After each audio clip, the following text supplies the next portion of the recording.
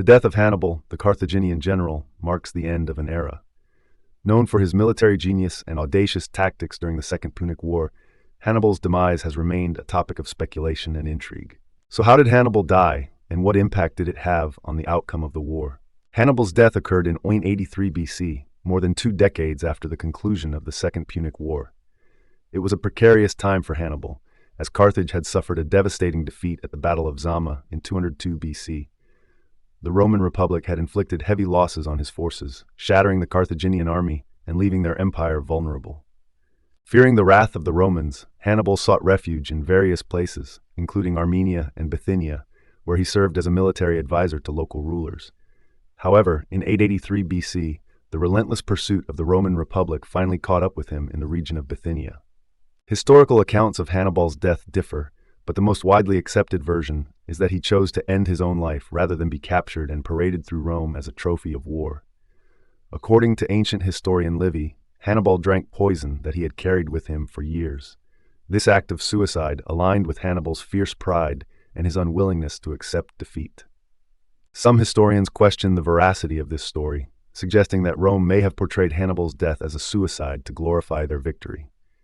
Nevertheless, the suicide narrative embraces the notion of Hannibal's unwavering pride and his determination to determine his own fate.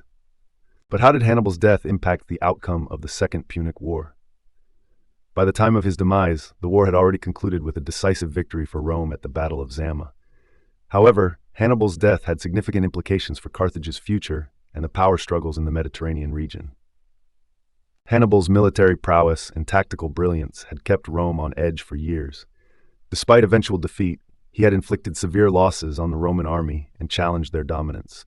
But with his death, Carthage lost a charismatic and experienced commander, making it increasingly difficult for them to mount any significant resistance against Roman expansion. Furthermore, Hannibal's death represented the end of an era for Carthage. The absence of their legendary general created a power vacuum, and the city-state gradually succumbed to Roman influence. Rome, seeing Carthage as a perennial threat, exploited the situation by imposing harsh terms on their defeated foe. In essence, Hannibal's death delivered the final blow to Carthage's aspirations, and the city-state ultimately fell under Roman control in 46 BC, after the Third Punic War. Hannibal's absence left an indelible mark on history, but his strategic brilliance and audacious campaigns continue to inspire military enthusiasts and historians to this day. His tactics, such as the famous crossing of the Alps with war elephants, demonstrated his unwavering determination to achieve victory.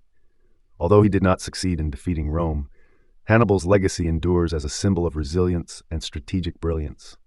His name resonates through the annals of history, with figures like Napoleon Bonaparte claiming inspiration from Hannibal's achievements. As Napoleon once said, "I would rather have been born when Hannibal was than when Caesar was. The former was the conqueror, the latter the conquered, and it is the conqueror who always writes the history." So Hannibal may have met his end, but his legendary status remains intact.